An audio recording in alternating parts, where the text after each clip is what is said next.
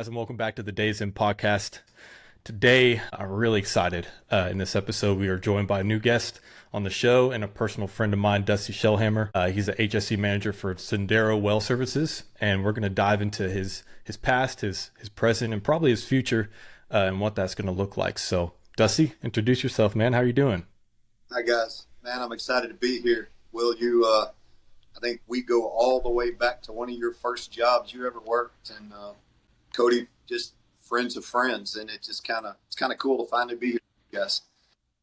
Absolutely. Yeah, it is pretty crazy to go back and think about those times. I was thinking about it as I was driving through work today at my current employer, and I was just thinking about our past and how I got started in safety. And I know Cody has asked me several times kind of what that looked like and that sort of thing. And it was a little bit unorthodox like introduction to that world, but it's unique, and I still get that question. How did you go about introducing yourself into safety? Did you go to school for it? I said, no, man, a firm handshake and some reliability, I feel like went a long way.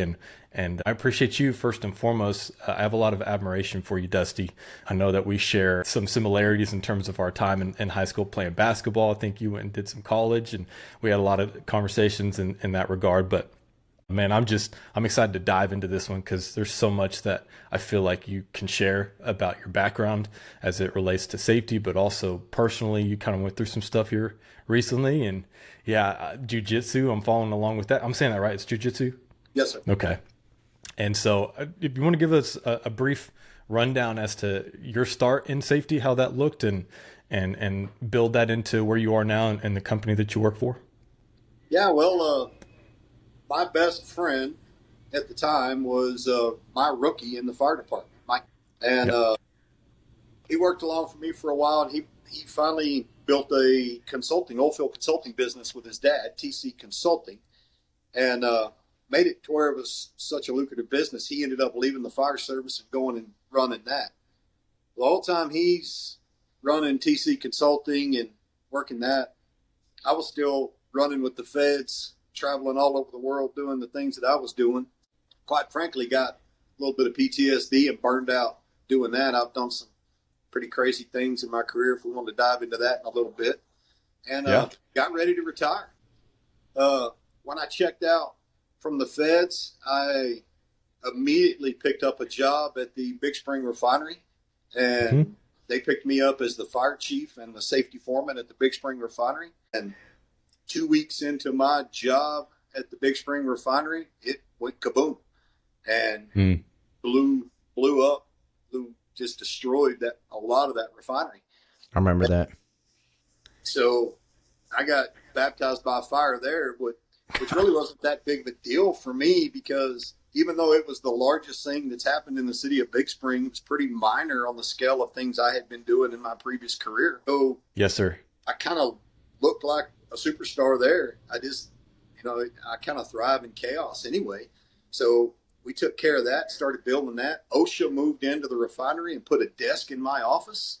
Oh, wow. 2 weeks in, being a safety guy, and I've got an OSHA inspector with a desk in my office in the Big Spring refinery with over 2,000 contractors working at the same time. And I got a crash course in OSHA. And I'll never forget the lady's name. I don't remember her last name, but I remember her first name was Violet. So Violet, if you see this, I owe a lot of my career to her, because even though she was firm in her job, she was very understanding and teaching.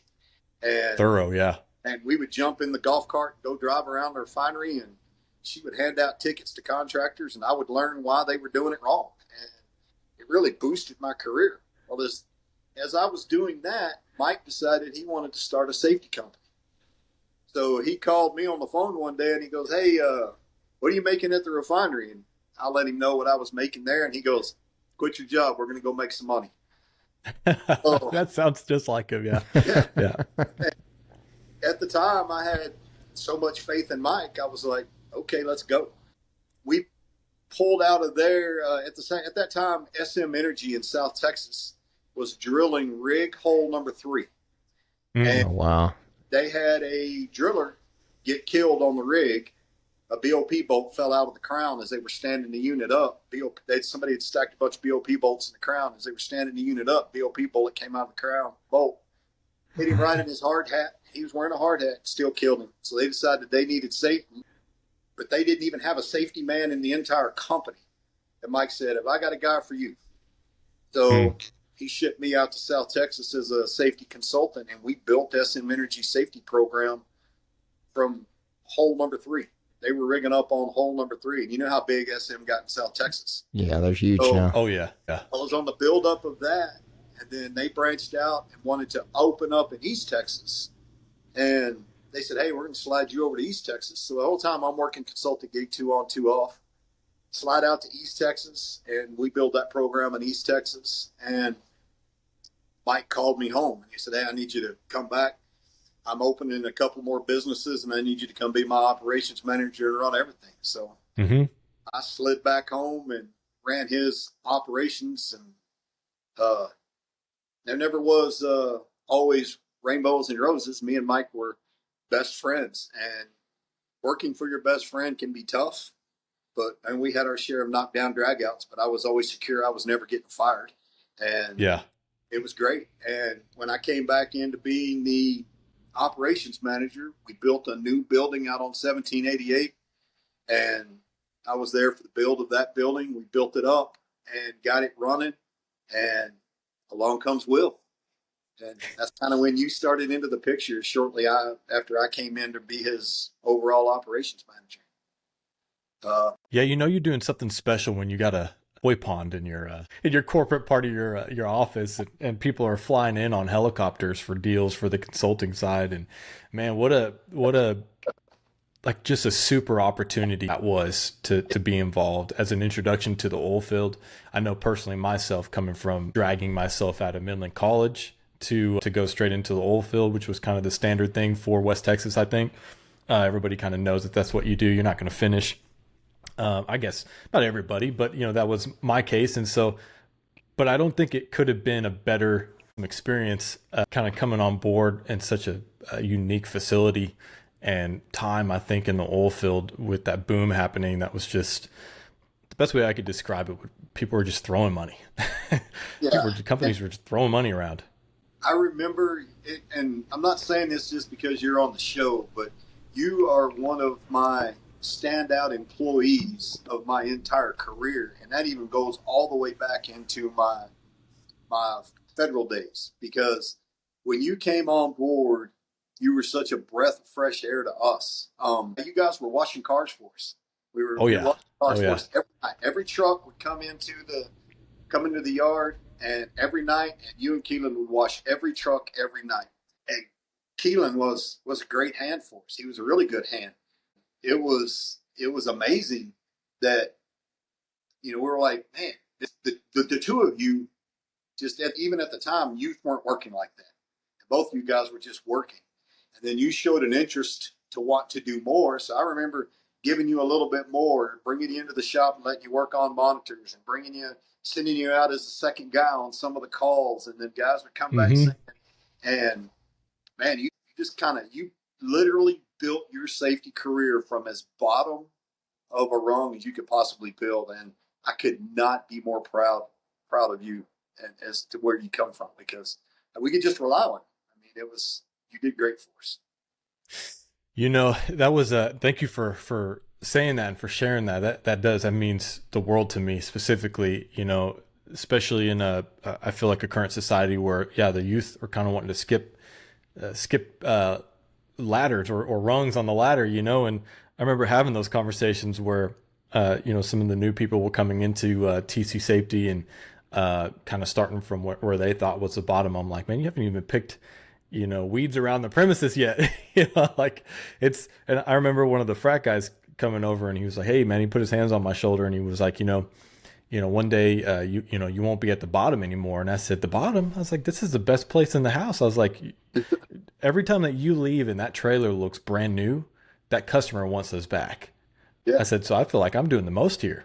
And I feel like that mentality and having in a time in my life specifically with some of the hardship that I've had in my life, with separations, my parents and that sort of thing, and looking for good role models as men in my life that could teach me trade and teach me values during some of that separation was the impact you guys had on my life was, to this day, I apply a lot of those teachings and a lot of those things. One of them of which, and you might remember this, but I think I got you a pocket knife or something. And you turned around, you're like, hold on one second. You went to the truck and you came back with a quarter and you handed me a quarter. And I said, no, it's a gift. And you said, yeah, but I don't ever take anything for free. It's applied to my life in ways. It's just one of those teachings that have applied, and I appreciate you for, man. So I'm really excited to dive into this because I feel like we're going to open up a can of opportunity to kind of not only touch on your background and kind of where you're at, but also it'll be fun for me to revisit kind of where I come from in terms of the start of my safety career. Of course. Well, now I'm at Sendero to work for Dennis, and he is a great guy. So that's interesting. I'm interested about Sendero too. I don't know much about the company, so I wouldn't mind. We kind of got a little bit of your past, and we'll continue to dive there. But I'm interested to kind of know what's going on in your current role with Sendero, especially as a HSE manager. What are you overlooking there? Is it still atmospheric, or? Yeah, it's not so much atmospheric. We run 26 workover rigs and 3 drilling rigs. I have 3 field safety guys that work for me. I'm primarily an office role now, but trying to get these guys geared into leadership, and something I did kind of learn from Mike that I carry on through all of my career is I'm a task-oriented supervisor, not a time-oriented supervisor. Mm-hmm. So I really don't care. I don't really monitor my guys' time clock, what they punch. But I do look at their activities through the day and see what they get done. If they want to start, it's as hot as it is out here right now. If they want to start at 3 a.m. and finish at 2 p.m, I got zero issue with that. But I got 3 field safety guys that work for me. And I got 1 admin assistant. She's a fantastic admin assistant for me. It helps me because I'm an operation geared person. I have been my entire life, and I need her in my life because she's very task oriented and administrative oriented. So I could just pitch things to her and she'll make sure that they're done. I mean, she builds PowerPoints for me. She does spreadsheets for me. Anyway, I've got the right people surrounding me. And then I've got the support of a fantastic boss. Dennis is just unbelievable with my support. We laugh about my autistic ways. I have an autistic son, and so with my son being autistic, my wife and some of my closer friends kind of tell me that I have some of those autistic characteristics, and I'm kind of set in my ways on certain. They have to be done in an exact certain way, and if they don't, it just kind of wigs me out. Dennis is very supportive of sitting back and waiting to see where it's going to go. But I've got a long history of managing people. I've managed teams in some of the worst situations. I managed teams at the World Trade Center disaster. At 30 years old, I was its commander of the World Trade Center disaster in New York City. So I've got a long history of management and leadership, but my style of management and leadership has to be polished a little bit from the government world to the corporate world. Because the government side of it was more military-esque, paramilitary, and it was just, you gave an order, they were following an order, and there was no questions asked. The corporate world's a little more, you have to be a little more gentle, and that's a skill that I don't lack much of, is gentleness. So, but yeah, for those who don't know much about you, I mean, I don't know your exact height, but that was one of the first things that I noticed, man. You were a tall guy, 6'5"? 3. 6'3". Might as well be 6'5". Powerful presence. But that's really interesting. Just as it coming from TC safety and moving to that world, I feel like you kind of always were in that role of, your door was always open, which I appreciated. If anybody had a question, especially as it pertained to knowledge about the industry and kind of what was going on. But you're right. I mean, there's a lot of pretty chaotic things that could come of this line of work. And I think a lot of people, I don't know if you've heard this, but a lot of people kind of have approached me when it comes to safety, even still now, and they go, "Oh man, you've got a cake job." Do you ever get that? Oh yeah. I wish I had a job. Yeah, I wish you had it sometimes too. Yeah. Yeah. Yeah, safety guys are not the most liked guys either. So you guys get a lot of crap talk out in the field. So Oh man, when I it's retired from the business, my dad uh, passed away a year ago, and a lot of his characteristics stuck with me. But he was oil field his entire life. Mhm. So when I got out of the rescue and response world, he asked me what I was going to do next, and I told him I'm going to go be a safety man. It was funny. He was a production foreman for Amoco Production, and he goes, Mhm. "Well, I hope you have all the friends that you've got." I said, "Why is that?" You'll never make another friend. Yeah. Well, it's crazy too, because I always think about it. I'm like the people that are trying to save your life, you're talking crap to. You hate them and you're cussing. Yeah, I can't tell you the number of nose to nose confrontations that I've had with men, and all I'm trying to do is make sure they go home. You Yeah. know, I had one the other day. I had a guy up in the crown of a well service rig, derrick. It was laid over laid over for transport, but he was up in the crown and crawling around, didn't have a harness on. Well, I got him down and told him about he needed to get a harness on, and he bowed up, body posture like we were fixing to fight. I'm like, okay, I'm ready for that too, but I'm just trying to make sure you go home alive, and Mm. telling him simply to get down and put a harness on. Man, he got plumb violent over it. He's no longer with us, but it Yeah. still Yeah. it still was amazed me in my mind of I'm trying to make sure you go home to your wife and 5 kids, and you're mad at me for doing that, and never really good about safety, but there's a lot of externally alpha men in the oil field. Hmm. I mean that to the core. Oh Outside they yeah. want to be tough, and the inside they're just weak men. And it's amazing how far they'll push that alpha attitude. And it's like there's no point in it. I'm just trying to make sure you go home alive. You'll hear me. You know. You'll hear the podcast refer to old Dusty and new Dusty. Um, we'll knew old Dusty real well. New Dusty, 2015, I got saved to Christ and started working on my Christian walk. And it's really changed my approach to people. Every once Amen. in a while, old Dusty starts scratching it inside. Yeah. Old Dusty could pick up 4 people at the same time and remove them from the premises.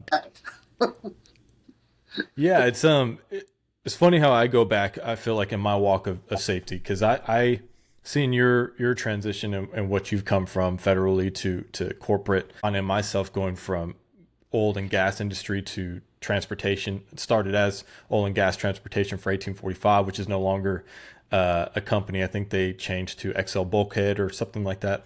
I got my start into transportation in the corporate world of that.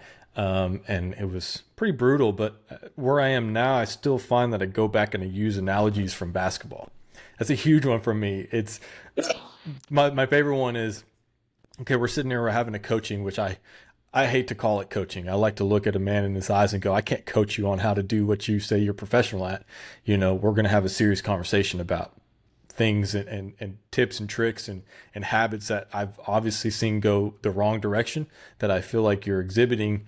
And I want to give you a leverage, an advantage to correct those things before it gets to a point where either I need to make the decision on whether or not you apply here, or you can make that decision yourself. And I go back and I go, listen, it's not that big of a deal when you think that I'm coming at you with a hammer and I'm trying to beat you over the head with it, right? But really, let's just watch film. That's my favorite thing to say. 20 years of basketball. Every time I lost, I went and watched film just so I could get better. Every single day, we should be getting better. You shouldn't be the same person you were yesterday. You should come in just an incy bit better than you were yesterday. The organization that I'm with, Mighty Oaks organization that I'm with, that we do a lot of veterans and first responders and PTSD. We Yeah. kind of use that same method with them. It's a faith-based program, but we try to tell them, move forward a little bit every day. And the day you stumble forward. And Ooh. we try to work on that because we're all going to stumble. We're men. Every single one of us trip, stumble, and fall, but we try to convince people to stumble forward. And if you can do that, then you're still, even though you stumbled, you're still continuing to move forward a little bit each day. I'm gonna write that down because I really want to remember that. I like that. Stumbling forward. Stumbling forward. It's very impactful, and I'm actually interested in that, in hearing about kind of what you've been doing. I don't know the fullest extent of what those trips are, if you're leading those, if what foundation that is. But it seems like you guys are making a huge impact in a lot of men's life. Man, it's crazy. Veteran and first responder, mostly in the veteran world, there's 22 suicides a day. In the first responder world, there's at least that as well. I don't know if you want to go into how deep when I got started into the program, but when I retired and started going through, I was deploying all the time with the federal government, going from disaster to disaster to disaster. And I was packing all of those bad feelings down inside, deep inside, didn't Mm-hmm. have anywhere to go with those. When I retired from the federal government and got out into the corporate world, I didn't have the excitement of the next deployment, the next disaster, the next World Trade Center disaster, the next Oklahoma City bombing. I was in Oklahoma City bombing, World Trade Center, all the hurricanes, everything that I did was just major national level tragedy, one right after another, that I was just packing down and not processing. And Mm. at the time, I felt like I've always been a believer in Christ, but I never was a follower of Christ. And there's a huge difference when you look between the two. I was raised in a good Christian household and a believer of Christ, and had no question there. But I never was a follower of Christ. In my opinion, you couldn't be a good, solid Christian man and be a man, because Christian values, in my opinion, there's a lot of femininity into feminization in the Christian organization. And Right. so I started going through all my problems, and the Mighty Oaks Foundation founder, Chad Robichaux, he started this program for veterans. And one of his good friends, Jeff Blaylock, who served on Recon Marines with Jeff, Mm-hmm. with Chad, reached out to Chad and said, "Hey, man, if you checked on Dusty," because I'd been helping with the organization some. They would come to the ranch and do some things, and I would go be a medic for them and just kind of help with the organization, but I wasn't a part of the organization. So anyway, when I started going through all my problems, I had divorced Mara, kicked her out of the house, and was kind of trying to rebuild my life on my own. Jeff reached out to Chad. Chad called me and said, "Hey, man, why don't you come out to our program?" And I'm like, "Man, I don't really need the Bible thrown at me right now." I knew it was a faith-based program, and I was a little shy of that. I didn't want to go sit and hug in a circle with a bunch of other guys and sing Kumbaya. And I was like, "Man, Yeah. I'm good." Well, my life just kept spiraling down, and finally Chad said, "Hey, man, why don't you just come out?" So I went out to California. I was the very first civilian to go through the Mighty Oaks Warriors program. This is the program, it's called Mighty Oaks Warriors. And it was just strictly veterans at the time, and combat veterans, guys that had done some horrific stuff in the Mm-hmm. wars. So I'm sitting there feeling like, man, I don't belong here. I've never fired a gun at somebody, never been shot at.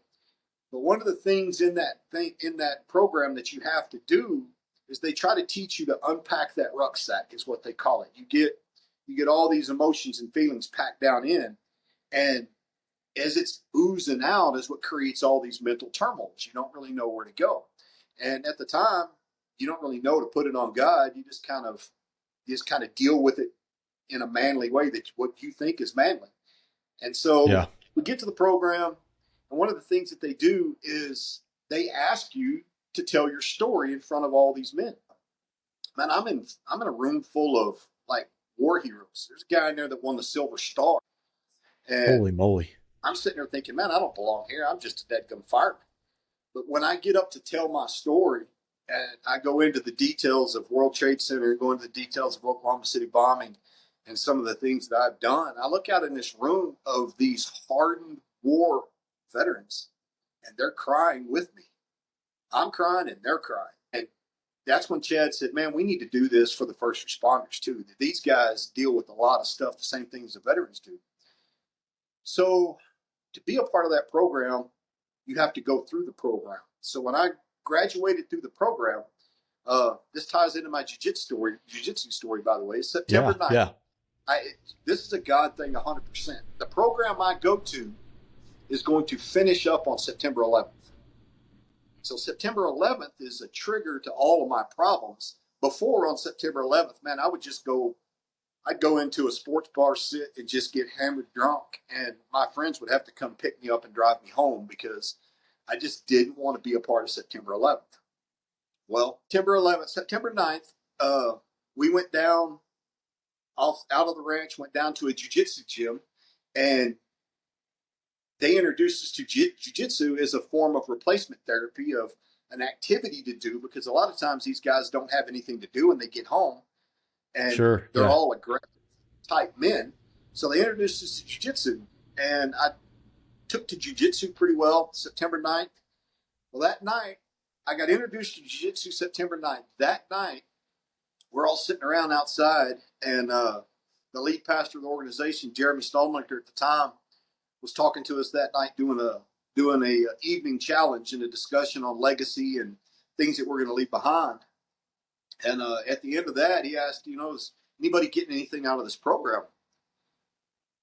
And man, it hit me like a ton of bricks. Christ came into my heart with both feet and a hammer Oh, fist. I mean, just hit me yeah.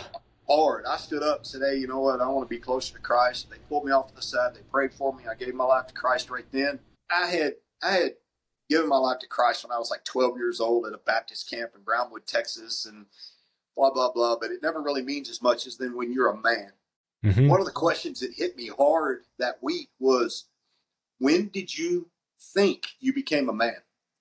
Do you think back, as men, we think back to different parts in our life of when we think we became men. Whether it's first time you had sex, when you got your driver's license, when you had your first beer, when you killed your first deer. It First means job. different Yeah. things. It means different things to different men. Yeah. I realized right then that I hadn't really became a man yet. I was still living in childish ways. So that night I gave my life to Christ. We graduated the program on September 11th. My story, my testimony was powerful enough that they chose my testimony to give at graduation to the community. The community held a big get together for our graduation, and I had to get up on stage and give my testimony to the community. When we show How up to the many community, how many people do you think that was? uh, it's kind of a blur that night, but I would say it's probably 200, 300 people were in the community center, and I got up on stage to give my testimony. When we walk into to the program, I had developed a friend there while I was there, a close buddy. I won't give his last name for reasons that I'm not sure, Sure. but he was a Navy SEAL. His name was Jonathan. Me and Jonathan kind of connected throughout the week, and we're buddies throughout the week, kind of walking the same program. Well, as we pull up to the event to go into the community center, I look at Jonathan and I say, my ex-wife is sitting in a car over there. I'm in California, mind you. I'm not in Texas. I kicked her out of the house and left her in Texas. She took a job in Weatherford, Texas, and I kicked her out of the house. Well, during this process, of course, I was communicating with her and apologizing because I was kind of seeing some of the things that I did to her. At very least, I owed her an apology because she's been a good Christian woman. Well, Jonathan goes, you really think that's her? And I said, man, I'm pretty sure it's her. But she was parked over in the back parking lot, kind of trying to avoid. We all pulled up in a van. They brought us all in one big bus van. And I said, man, I think that's her. Well, I walk into the convention center there, the community center, and we're mingling around and meeting the local folks and kind of talking and carrying on. It's patriotic. It's September 11th, mind you. It's the day. And they've Yeah, decorated there's a lot of with flags and everything else. And this lady walks up to me and she said, are you Dusty Shelhamer? And I thought, man, that's weird. But yeah, I'm Dusty. And she handed me a bag. And I opened this bag. And when me and Mara divorced, she had made me a necklace out of an elk ivory. It's no secret I'm a huge hunter. And I'd Mhm. killed an elk, and elk have ivory. She made me an elk ivory necklace. When I opened the bag, that necklace was in that bag. I hadn't officially seen Mara yet. So as I'm looking in that bag, there's another little deal. I reach in and pull it out, and it's a Bible. And it was the very first Bible I've ever owned. And I look over and Mara's standing there. She flew from Texas to California on her own dime and dollar to see me speak. So I go over, and in my arrogant ways, I grab Mara and give her a hug, and I say, man, thanks for coming. I appreciate you being here. She hit me with the hard truth. Stopped me, and she goes, you need to understand I'm not here for you. I'm like, whoa. She goes, for 8 years, I've asked Christ to come into your heart. And she said, he finally did. I'm here for him. Oh, whoa. So, whoa, yeah. I thought, wow, that was kind of a kick in the teeth of it's not about me, it's about God. So anyway, I got up, gave my speech, and gave my testimony and talked everything, and just knocked the whole crowd down with it. People were crying in the crowd and everything, and graduated the program on September 11th.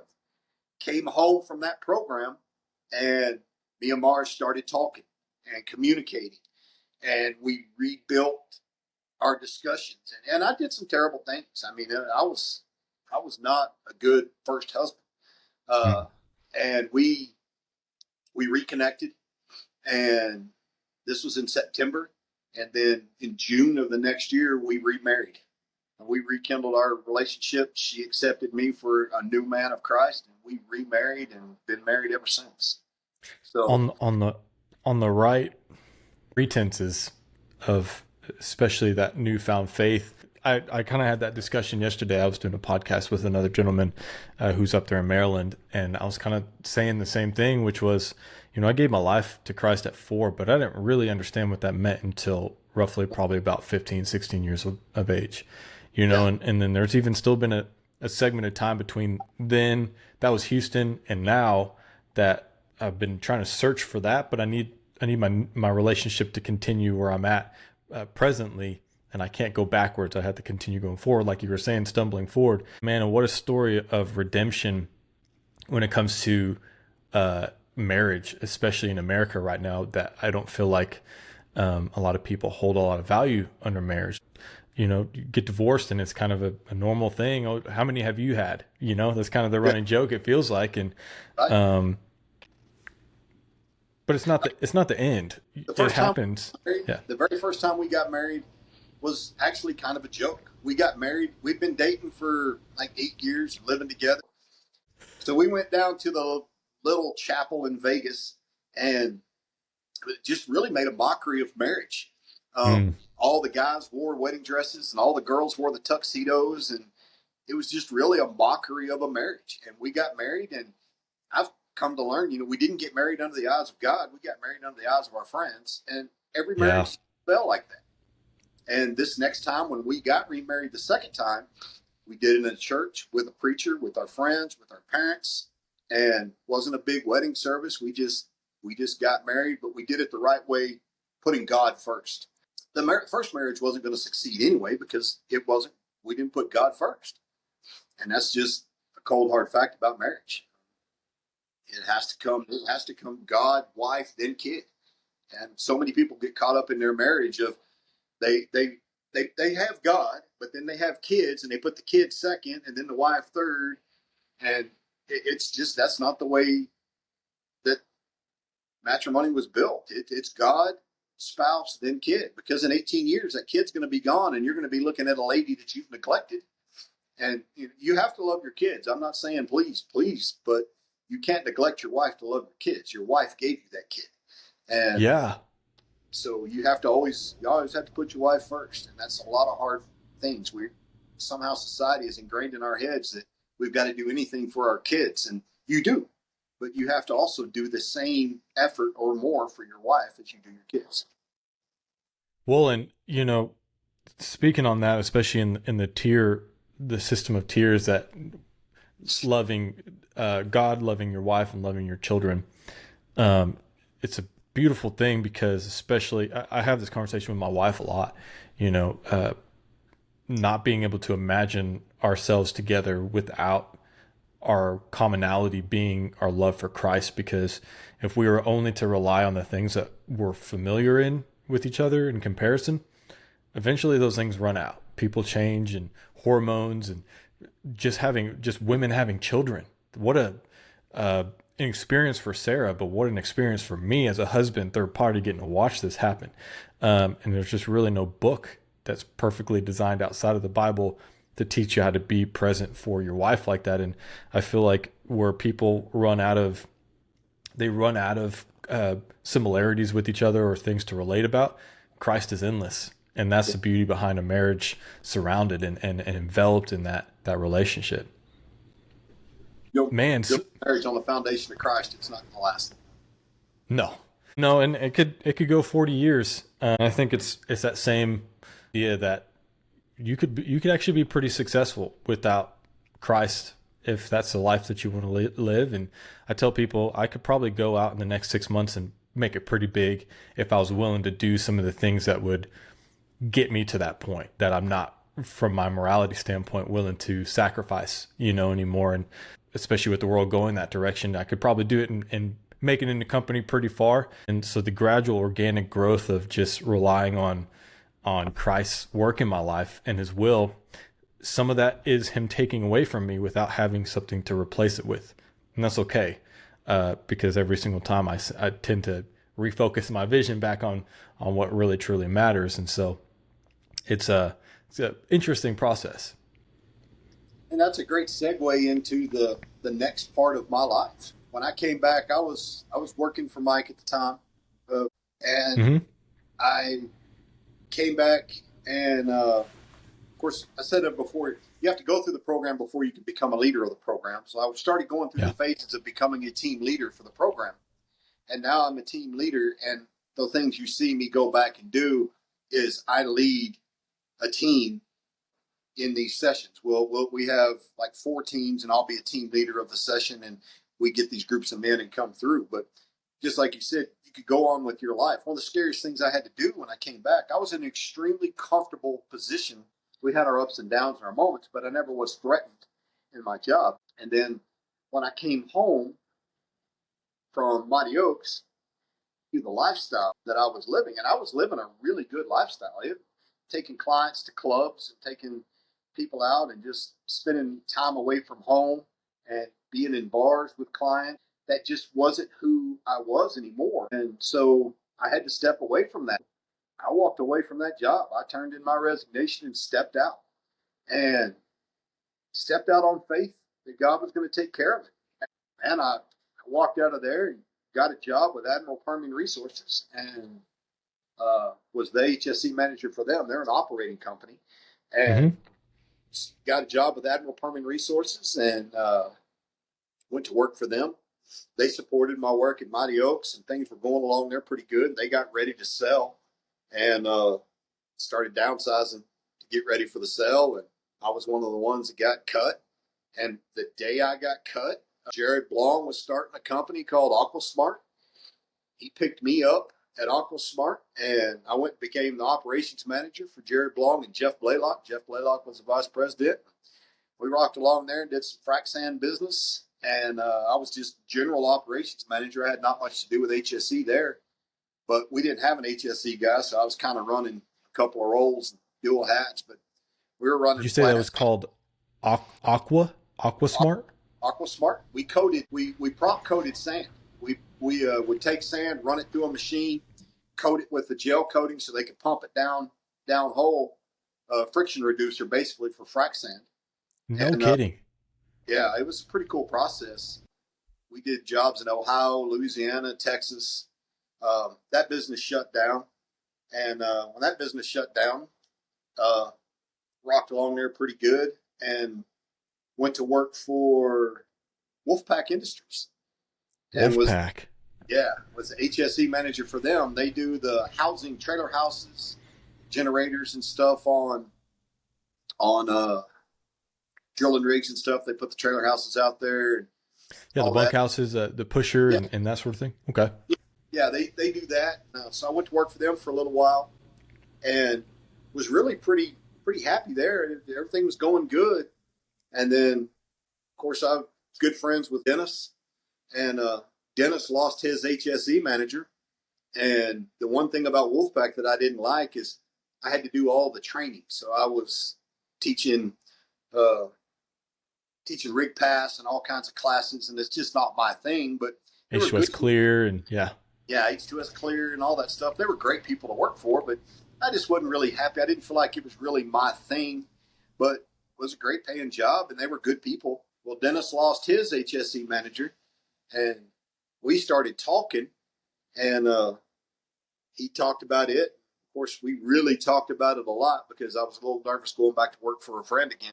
Mm-hmm. And we worked out some things and talked about some things, and money never was a problem. They offered me exactly what I wanted, and I never have. I'm fortunate enough that I don't really get greedy on the money side because I'm just one of those. I'm comfortable. As long as I can be comfortable, I'm okay, and there's room to grow. Dennis picked me up. Curious through that process, especially from, because it's pretty heavy, walking away from, especially a friendship and a relationship that you've known for so long, when you know you have to do it. I remember my story, going in his office and telling him that I was walking away. It was pretty difficult because I know that Mike, I don't know if you remember this, but he'd always get perturbed with me because I wouldn't address him as anything other than boss man or sir. Yeah, Say, hey man, I'm Mike. You can call me Mike. I'm like, no, I'm sorry, you're the owner of this company. My dad raised me that, you've got to understand where people land, right? And I don't want to get too familiar in such a way that personally for me, and I probably have quite a bit of trauma that I need to work through myself as a man, still being younger too. But I never wanted to allow things to get so comfortable that people could burn me, after the things that I put in. And I remember going into his office, and I think he was about to get on a flight to go somewhere, and telling him, hey, this is just not working. And so that was difficult to swallow. And so I just told him, man, I can't appreciate you more for this opportunity. I hate to be leaving here because this was home. This truly was, from the luncheons that we would do, everybody bringing a potluck, once a week, to being able to walk into anybody's office and ask them about their expertise and just have a general conversation with them. And just, I don't know if you agree with this, but TC Safety was taking over the Permian Basin if we hadn't already. And there were several other entities. I can't remember, American Safety and Safety Solutions, but there was just something specific that everyone at TC Safety was bringing to the table that was cohesively working. I was so passionate to be a part of that. So telling him that I was leaving was probably the hardest thing still to this day that I've probably had to do outside of asking my 6'8" father-in-law for my wife's hand in marriage. Ben's a big man. Yeah, big man. I don't mess up. I tell people I don't mess up too often. He's very large. But yeah, I just wanted to leave on a good note. And so I know how that impacted me.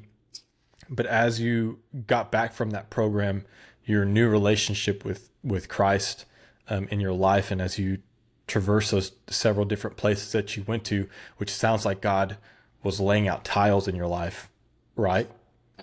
Yeah. And how were you able to accumulate I don't want to say new friendships, because you can't replace gold, you can't replace the old, that saying goes. At the same time, a very unfortunate situation for him, and we don't have to dive into that either if you don't want to. But do you feel like as you traverse those tiles, those steps, going into those new jobs, that God was able to repair and replace maybe that void with some new people in your life? Yeah, absolutely. Through those experiences? Jiu-Jitsu was one of those big things. When I came home from the program, Chad said, hey, you did well at this day. I want you to continue on with Jiu-Jitsu. When you get back to Midland, find a good gym and give me a call. And he goes, I want to make sure that it's not some crackpot gym, that it's a good gym. So I got back into Midland and found Bruno Bostel's Jiu-Jitsu. So I was sitting in the parking lot. I called Chad. I said, hey, I'm at a place called Bostel's Jiu-Jitsu. And he goes, is that Bruno Bostel's? I said, man, I don't know. I'm in the parking lot. I've never even been inside. And he said, let me call you right back. He called me right back. He goes, hey, man, that's Bruno Bostel's. He goes, get in there right now and sign up. And it's still a funny story. I talk with Bruno now, and I'm leading into the new friendship thing with his story. Sure, yeah. I walk into the gym, and Bruno's in there and doesn't speak very good English. He speaks Portuguese. And I say, hey, I want to sign up for jiu-jitsu. And evidently they get people all the time that do that. And tried to hand him my credit card. And he said, no, you got a 2-week trial period. Kind of see if you like it. And I said, no, sir. I was ordered to sign up. And of course, my mentality was paramilitary. Chad was my commander. He told me to get in there and sign up. So I handed Bruno, and he's like, you don't want to try it first? I said, no, sir. I'm going to sign up. I'm He a was year. like, Yeah. okay. So that started a friendship with me and Bruno that I would have never imagined would develop into what it is. He is, I don't want to insult his age, 43, 44 years old. I'm Hmm. 52. And it's amazing that I view him as a father figure at 44 and I'm 52. He took to me and took to my work ethic. My work ethic translated into the gym really quick. And I could see that. Yeah. as a white belt, I won Pan Americans. My competition level through basketball, like you talked about, taught me how to compete. So I was already big and strong. And so all of that translated into a good competition. And I settled in with Bruno, and before long, I was in his competition classes. We went to Pan Americans, gold medaled at the Pan Americans. Congratulations, by the way. Thank you. Yeah. I've never let that man down. He's never let me down. He's been in my corner, developed a great friendship. I respect him in a fatherly way. I mean, he's a coach. A lot of people these days don't know what it's like to have a coach, and he's a hard coach. And I thrive on that. A lot of people get upset if a coach yells at them or is hard with them. And Bruno's a tough, hard-loving coach, and where everybody else gets mad. And we've had people quit the gym and leave the gym because Bruno's so hard on them, but they don't understand the love that's behind that hardness. And he, Accountability. Yeah. yeah, and he's pushed me through. I've won 3 world championships with Bruno. I've won a no-gi world championship. I've won 3 Pan American championships and been with Bruno from white to black. That leads into that friendship. I developed a lot of friends at the gym, developed some new work relationships. I've developed some new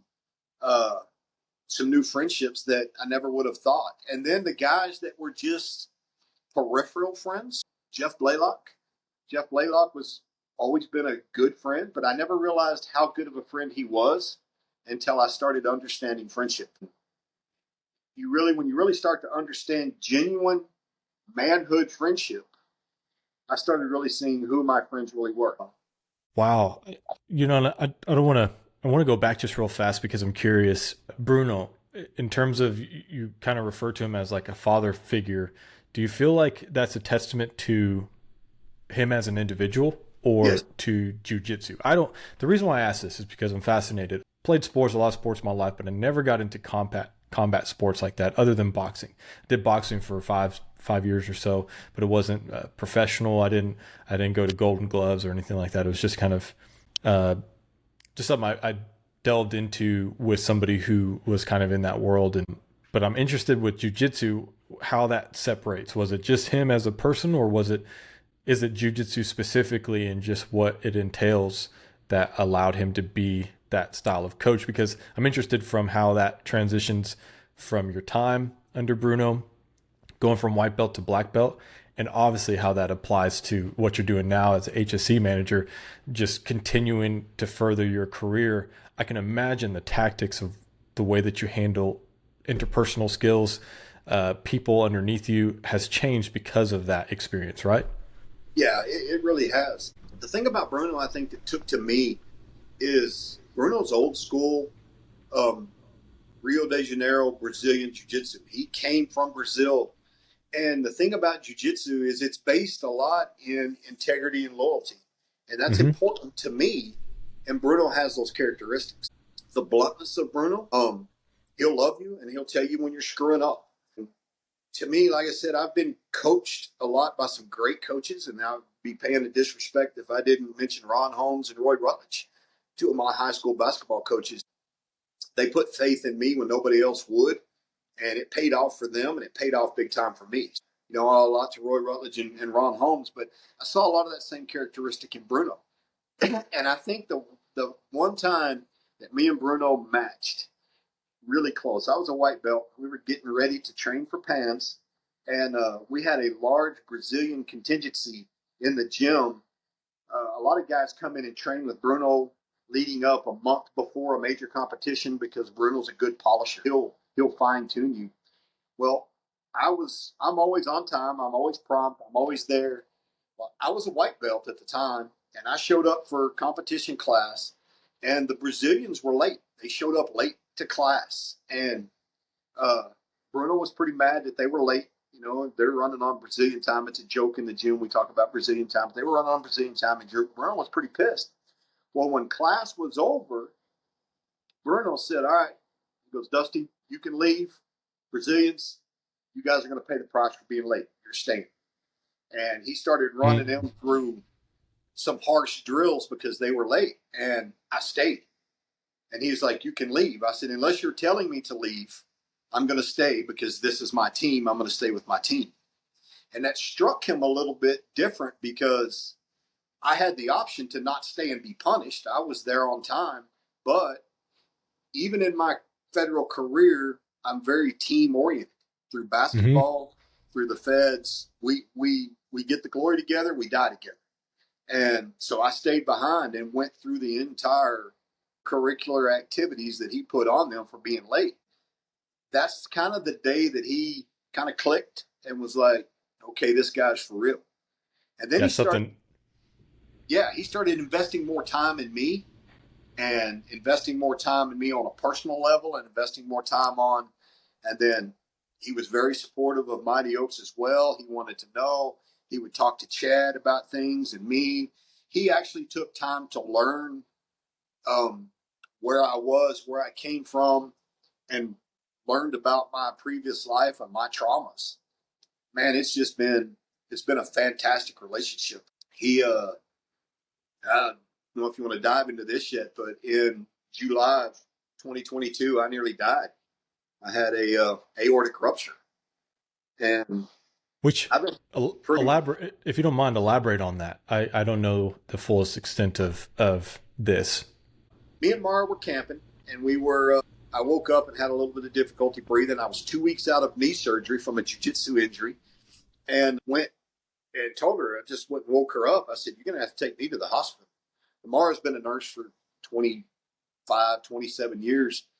And when I walk in and tell her I need to go to the hospital, she snaps awake and says, "Let's go," because I'm I'm very stubborn and a high pain tolerance. And Yeah, when I yeah, I needed can see to go to that. the hospital, she just said, "Let's go." So on the way, we had to pull over a couple of times, and I had to puke. Why this didn't kill me, I don't know. But we were both thinking pulmonary embolism, a PE, which is a blood clot that breaks loose. Because even after my knee surgery, I didn't rest and recover like I should. I got active and was still moving. So she just assumed I probably dislodged a blood clot, and that'll travel up into your heart and lungs and create some breathing issues and things. So we're thinking pulmonary embolism. She rushes me to the hospital. They put me through a CT and they come out, and the doctor says, "And it's not good."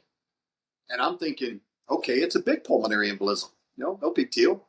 And Mara goes, "What is it?" He goes, "He's got a dissected aorta." And the woman that I broke, the woman that I crushed, hit her knees and started praying for me openly for my life. And that moved me in a way because I destroyed this woman. I really did. Anyway, type A dissected aorta has a very low chance of survival.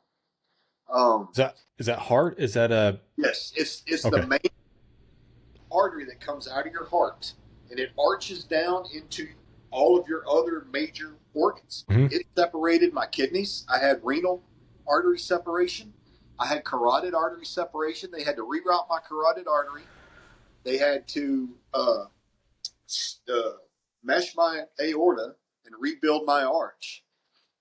They ended up saying there's like less than 1% chance to even make it to the hospital when this happens. And then there's like less than 3% chance of surviving the surgery. So, How does something like that even How does We something like that even happen? we do not know. The doctor asked some questions. He asked some questions. First thing he asked if I was a drug user because it's pretty prominent in drug users. And I'm like, man, I've never even Okay. smoked a cigarette. I'm as clean as they can come when it comes to that. Have a Yeah. few drinks every now and then, but I'm far Yeah. from any issues. And then the second one he asked me is, he said, "Did you get the COVID shot?" Which struck me kind of odd. And they had been seeing some vascular issues with the COVID shot. And I was like, "No, sir, I didn't get the COVID shot. I got COVID and got over it. So I trust in natural immunities. And I'm not by no means anti-vax. I'm just anti that vax. It just Sure. developed a little too quick for me to be comfortable. And then I got COVID and got over it, had strong antibodies. So I was like, cool, let's go. Yeah. Anyway, Yeah.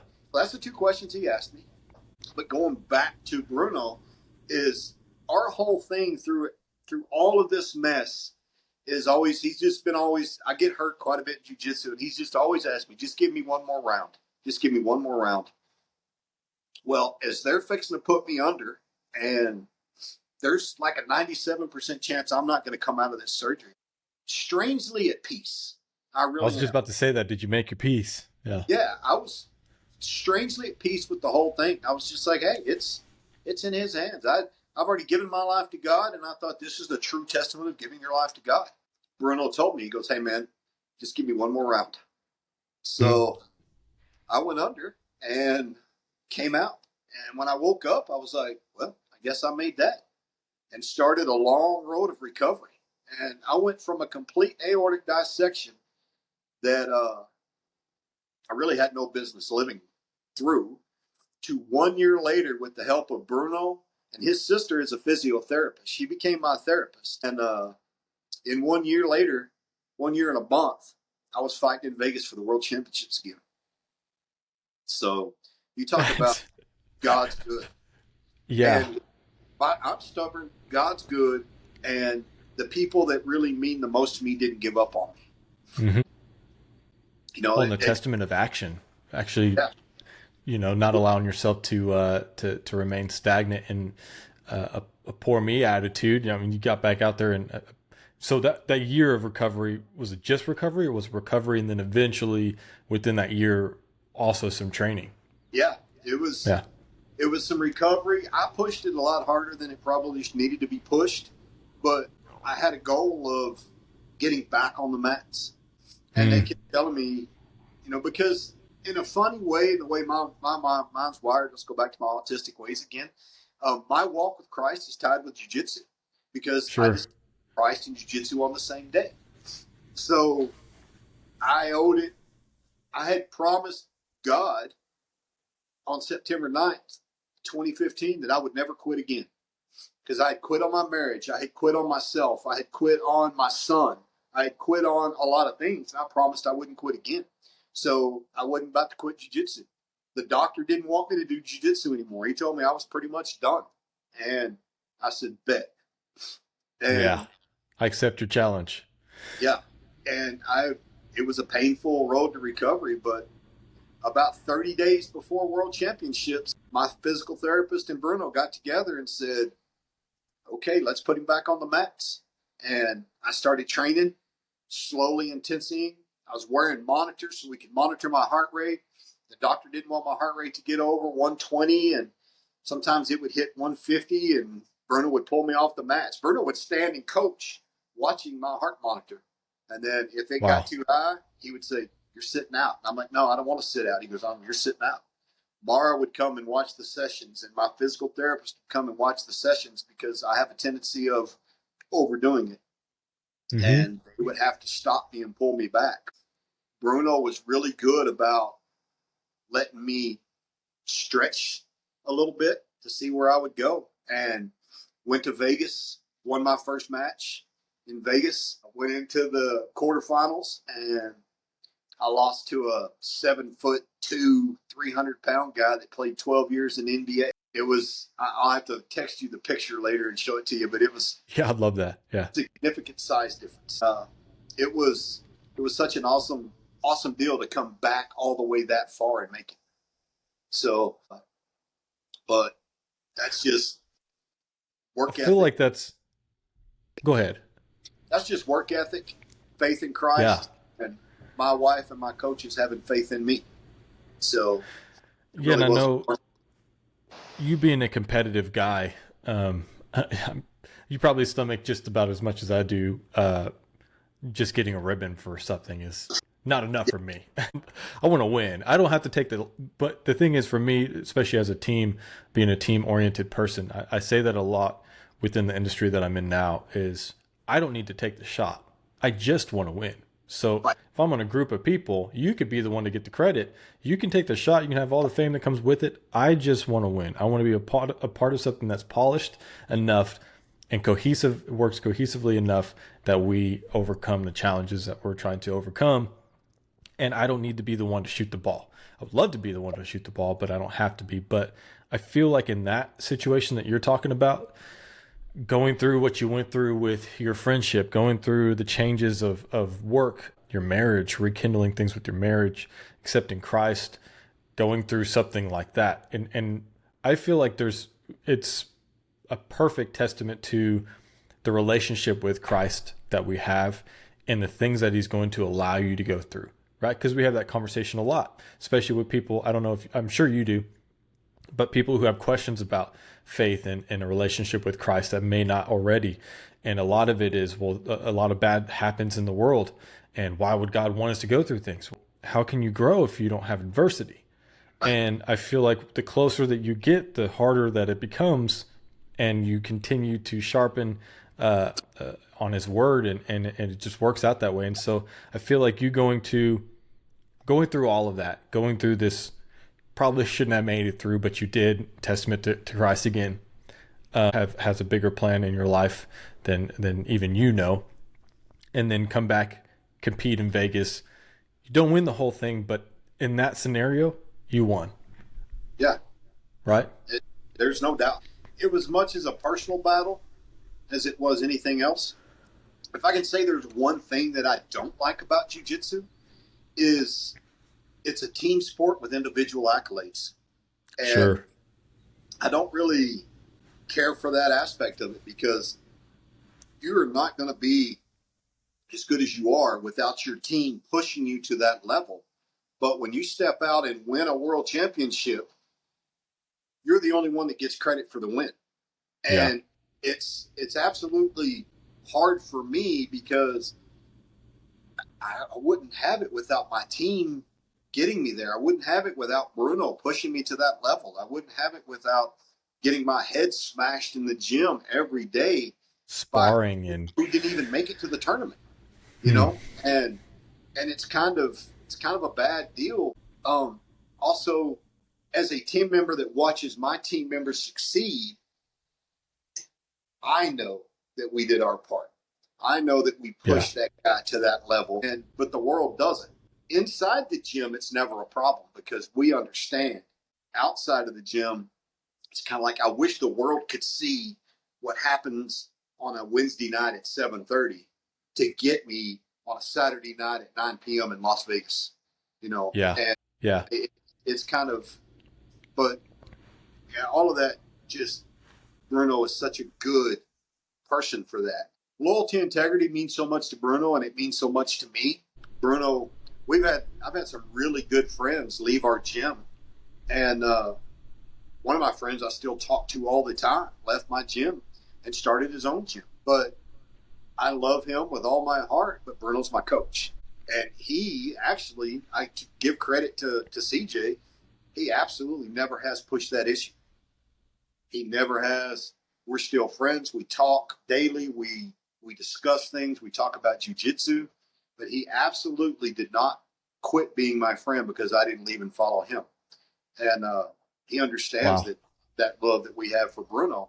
And that actually boosts my respect for CJ. He never has even once said, hey, man, why don't you come over here? He's told me, hey, man, if you ever want to come train or you want to come do an open mat or you want to come hang out, you're welcome to come. But he never has said, hey, man, why don't you come over here with me and help me or any of that. He's never pushed that issue, and I love him for that because he understands that my love and respect for Bruno. And me and Bruno's had some knockdown dragouts. Don't get me wrong. I mean, it's Yeah. not perfect. But in the end, it's a coach-athlete relationship, and I respect I respect him, and that's turned into a genuine friendship relationship. One of my proudest moments, and this will, we were getting ready to train. We were training for Pan Americans, the no-gi Pan Americans. Mm-hmm. We were doing a camp, and Bruno understands my walk with Christ and where I'm at. And we were, a training camp for us is 30 days of just intense training. Well, the very last training of the camp was on a Saturday afternoon, and there's a buddy of mine, Jacoby Kendrick. You may, I don't know, he was a fantastic running back for Midland, and then went on to play for Air Force and was a fantastic running back for Air Force. And he's Okay. became Yeah. a training partner for me. But he's a good, strong man of Christ also. And he trains jiu-jitsu with me, and we were training hard. And at the end of the class, for the first time ever, Bruno brought us into a huddle to kind of end the symbolism of ending the training camp. He looked at me and he goes, "Hey, will you pray for us?" Man, I snapped eyes, and me and Jacoby looked at each other like, whoa. And we said a prayer right there in the gym in front of everybody. It's the first time Bruno had ever asked that.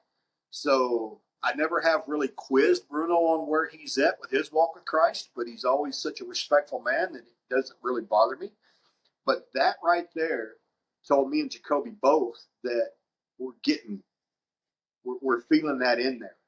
We're building that seed. And he asked me to pray for us. Just to top that off, I went to Pan Americans and won double gold, which means my division and the overall, and won Pan Ams that year. But just those little things like that Bruno respects me in those aspects. He respects my walk with faith and where I'm at. I just love the man. I can't speak highly enough of him. I love that because I have something perfect for you. I feel like where you talked about jujitsu and that one thing of, it's going to tie into exactly what you were just talking about. How the one thing you don't like about it is it's a team oriented sport, but there's individual accomplishments. You know, I really feel like in a lot of ways that's our walk with Christ. It's a creditless, it has to be, right? A creditless venture that you can only hope that the light that you're displaying every single day as you walk in his truth is touching someone somewhere in that relationship. You just have no idea when that's going to arrive. And in a moment like that, where somebody who you don't know if their faith is aligned with yours, maybe it's something else, especially coming from his background. It's usually, I'm not sure what that religion would be.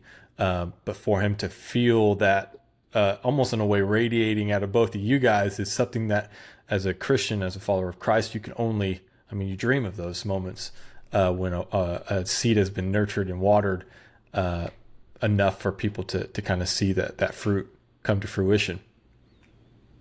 You know, I haven't taken my walk with Christ and my openness to speak about my walk with Christ all the way goes back to something my dad told me one time is they may not like what you say, but they can't unhear it. So even by me saying it, it plants a seed in their head and they can't unhear it. So even if that seed doesn't germinate until they're in their 60s or 70s, then maybe that's the seed that started the growth 20 years ago. And so that's kind of made me unashamed. You know, I'm respectful, but I'm unashamed. And that's just kind of where it is right there. Today, you walk into my office, and right on my office, my Bible's open, and usually there's something highlighted from something I studied that morning. And you'd be amazed at the people that walk in to talk to me and will actually take time to read the highlighted part of that Bible. Some comment on it, some don't, but they can't unsee it. You know, if they took a minute to read it, it's planted, and it's front and center on my desk every day. And man, that's the great thing about Dennis. Dennis is a good, manly Christian man too. And he'll walk in and he'll read, and sometimes he'll read it and then he'll talk to me and elaborate on it. And I welcome those discussions. And the guys that don't elaborate on it, still in my mind, I'm like, you took the time to read it. There's a start. And that's where prayer comes in. Yeah. Yeah. So I love it. It's interesting because um, there for a while I launched into the operations side as well. I guess one of my goals has always been how do you properly bridge operations and safety? Because there's always a divide there, right? My first, right? That's what it feels like to me. And as safety, I feel like a glorified sweeper for operations. And then as operations, you kind of understand why they make you feel that way sometimes because of the pressure that comes with, operating a company and the back Oh, end part of yeah. that. And so Yeah. you can kind of you can see both sides, and that's so I found myself at a crossroads where I needed to make a decision on whether or not I was going to use my tenure in safety to continue on as a safety manager for my company that I'm currently at, which is what the role I'm in now, with some variations that my CEO gave me, and or I was going to go on board to be the operations or terminal manager for one of the terminals, the flagship terminal of the company. So you can imagine there's pressure there to expectations to really make that place shine. And so um, I found myself in a situation where I came into it uncertain how my background in the oil field was going to translate into being a good terminal manager for, it was me, myself, and I go out to the field and you're responsible for people, but not immediately. Proactiveness, right? Safety is proactiveness and a lot of reactiveness. But then to immediately be in charge of 50, 60, almost 70 people at a terminal, the expectation of its growth and its flourishment, tasks. You said that early on in this episode, which is you don't micromanage, you set tasks, and there was tasks set before me, and I found myself doing a lot of prayer in my office, where it was currently located was pretty separated from where the drivers were checking in. And so they made some arrangements to kind of close that gap. So I was a little closer to the drivers when they were coming in at the end of my session there, or my 1 year there. And, but I found this moment where I was praying. I was losing. We had 16 drivers, I think, when I took over. And, I was praying to God, we've got to get people in these trucks. I got to get the right people in these trucks. And I need relationships I felt like which is, like I said, part of that trauma. Like I was getting burned by people that I was sticking my neck out for, especially drivers. The transportation world I will not knock a driver, excellent people, such a field that is hard to find replacements for now. With this new generation coming up, how do you make it fun for them to want to get into a truck and take it serious and have a passion for it? And I just prayed, God, bring the right people through this door that are going to make an impact here. And before I feel like could even process what was happening, they were just walking through the door. Walking through, it's always been a Christian-based company. Jonathan Kinnemer, our owner, is an awesome guy and man of faith. And so there's always been that those pretenses there that we were going to be a faith-filled company. But how does that trickle down into the rest of the organization, right? When it starts filtering out and watering out down to the very bottom part. And we're starting to see it build back up from that way. And by the time I was done, from 16, 18 drivers, I left that terminal and swapped over with another terminal manager that came over from South Texas, having 50 drivers there. So pretty significant growth, but the testament of Christ and how he brings the right people in your life to work. And you have no idea how it's in the time that it's happening, how that's going to look for your future until you get there. And it's like, oh, whoa, that actually the things I just went through and the hardships or the knockdown dragouts and were actually a part of that process, just like your career of the tiles and the stepping stones of building you exactly where you needed to be. Yeah, I'm with a good company now that's got good strong men in it. Yeah.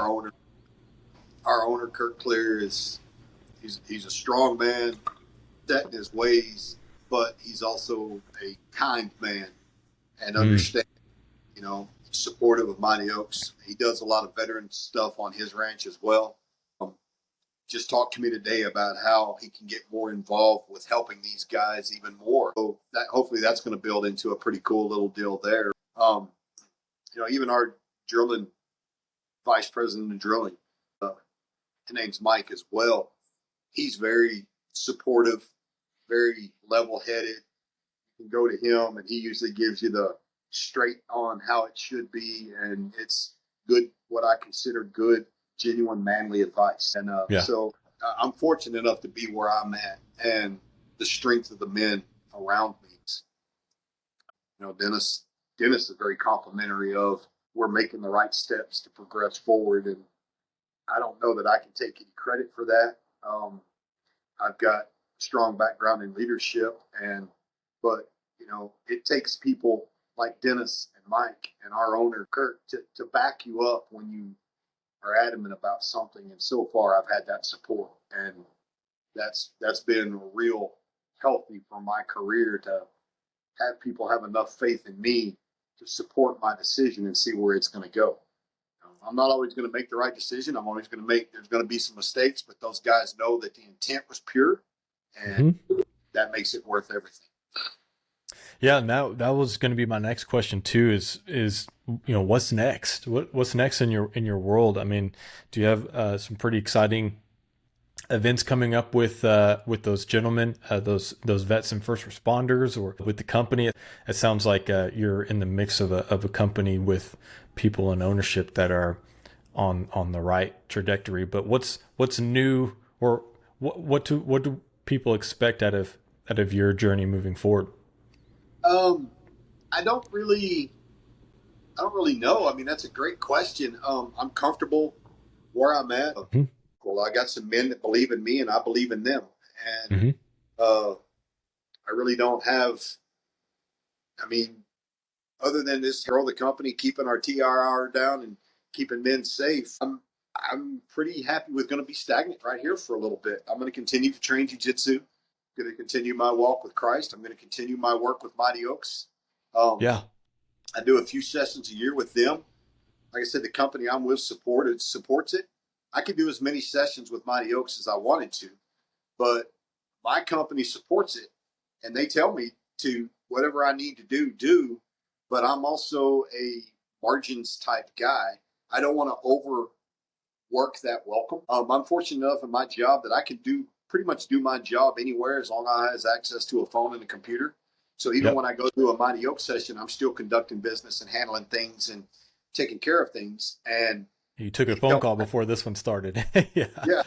They tell me I can go do Mighty Oaks no problem, but I don't want to burn that. So I self-limit my sessions at Mighty Oaks out of respect to the company. I don't want to take their graciousness for granted and go burn it up. But sometimes we have emergency sessions where team leaders drop out and they really need somebody to fill a spot. And I want to be open enough with my company that says, hey, they're really in a bind. Can I go help? Instead of just saying, hey, I'm going to go do 5 sessions this year, deal with it. I want to just do a few sessions a year and then be available if something emergency situation pops up. So yeah, that makes sense. Yeah. Go ahead. Sorry. Back their loyalty to me. Yeah. So I don't want to burn that bridge. No, and I feel like it's a nice place to be in, especially I think the world's so fast paced right now, and maybe that is the next generation. Everything's just very,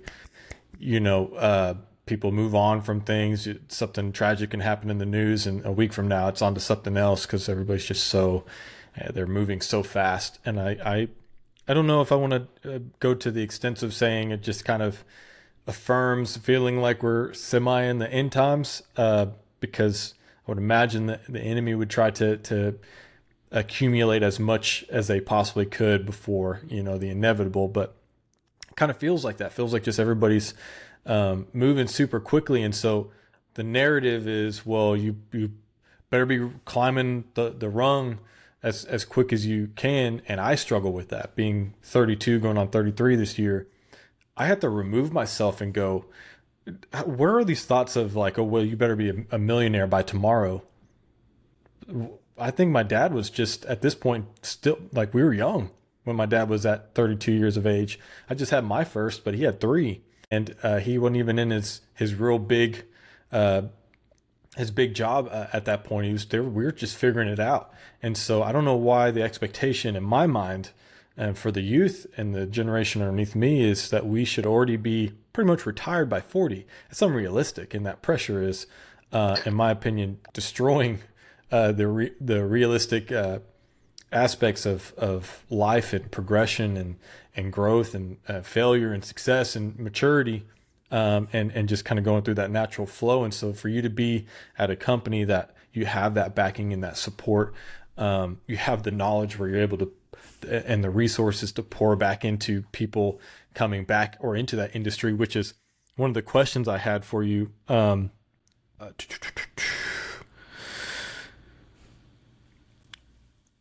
What advice would you give to someone starting in safety or business today in general? I'm just kind of curious if you've been in that position to kind of coach some younger guys, younger men. Yeah, I have, and I think it goes back to what we talked about early on in our discussion: is strive to move forward every day, Yeah. and don't strive to move up four rungs the next day, but try to move forward the next day. And another one that I always try to tell people is uh, try to outwork your partner, Yeah. Yeah. and, and in silence. And I want to add that: try to outwork your partner in silence. That's So profound. Yeah. that, what you did is key to that. You were not very talkative. You were very friendly and cordial and polite to everybody, but you just did your job. Mm. And if you have the right leadership around you, they will recognize that quickly. And I recognize that in you. And I would keep adding tasks to your job to see where your breaking point was, and you never broke.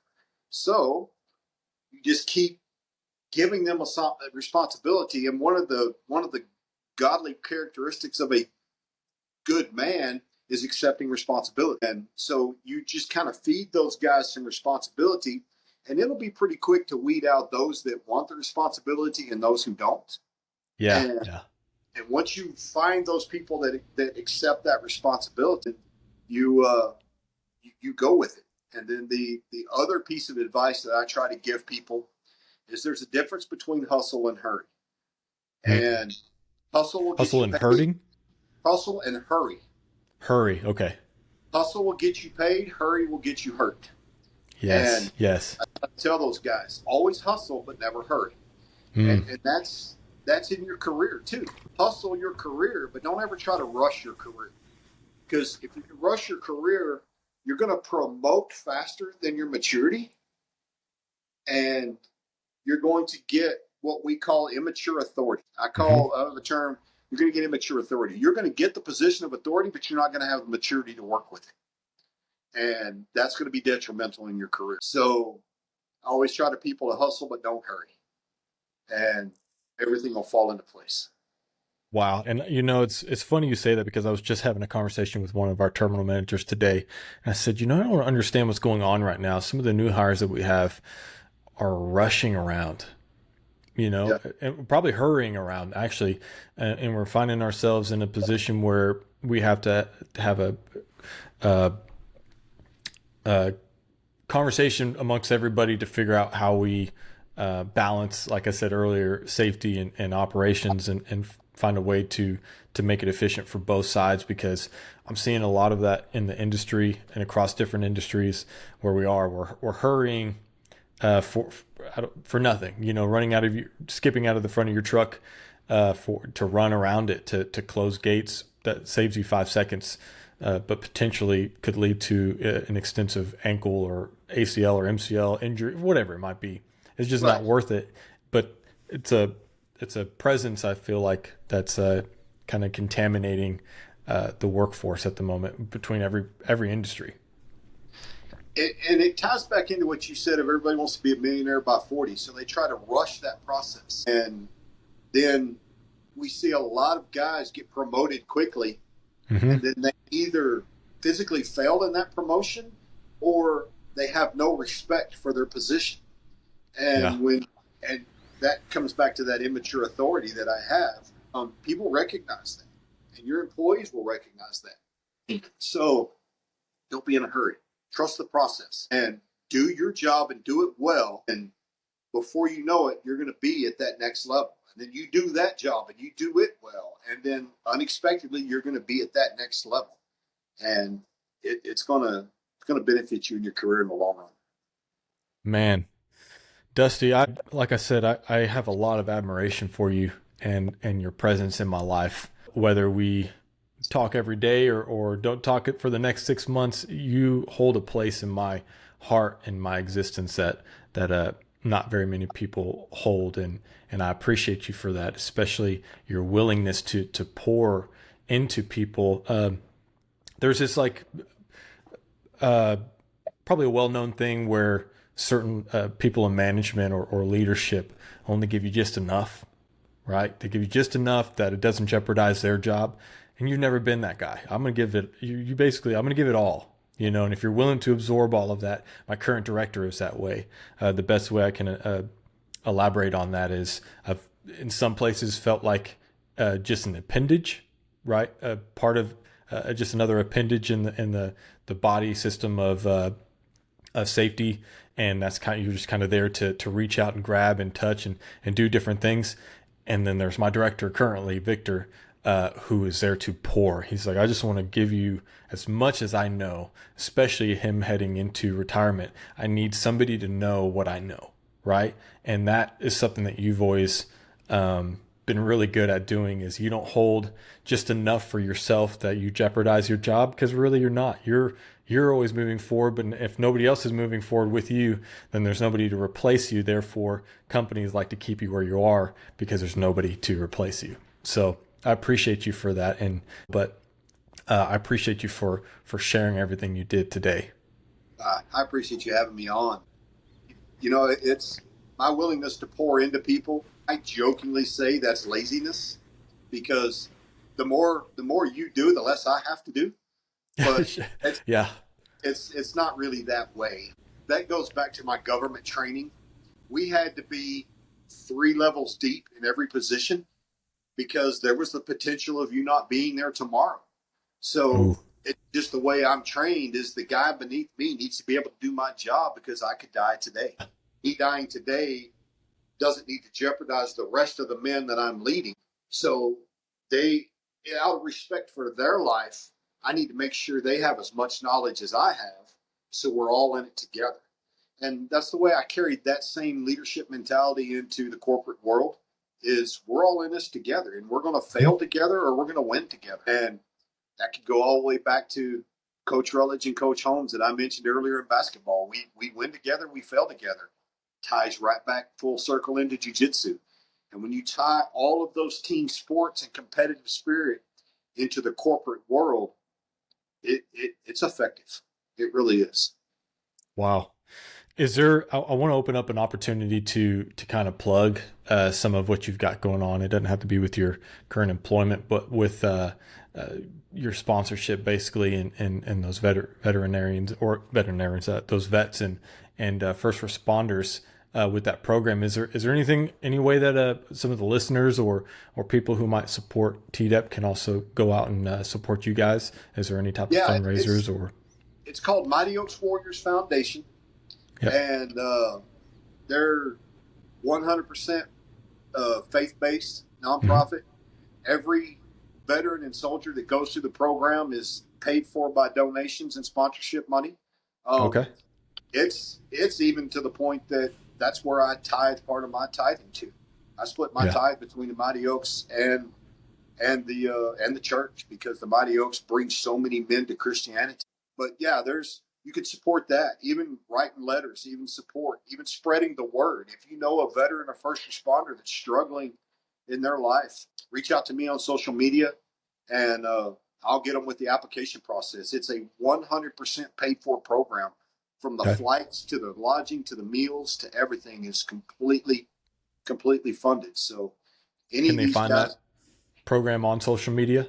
Yes, at Mighty Oaks Warriors Foundation. There's websites on every social media, and MightyOaksWarriorsFoundation.org is the website. And you can go online and fill out an application. If you're a veteran or first responder and you're struggling with issues, then reach out. I think, my my socials. I don't even know my Instagram handle, to be honest with you, or I would Yeah, reach out to me. But sure.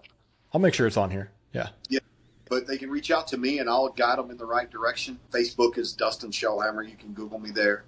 Yeah, other than that, I'll send you offline. I'll send you a link to my YouTube testimony if you want to post it in the bottom.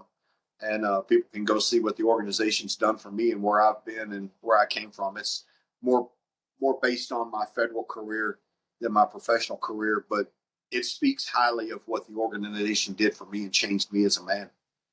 Absolutely. And that's what this podcast is about. You know, I've got a running joke. It took me 4 years for this to even come to fruition. It was a thought, and God would just, every time I ran away from it, God would pick me up and bring me back, and it would be a little closer and a little closer and a little closer. And until he really started getting serious about it. And it felt a little bit more disciplinary and me not following what he wanted me to do.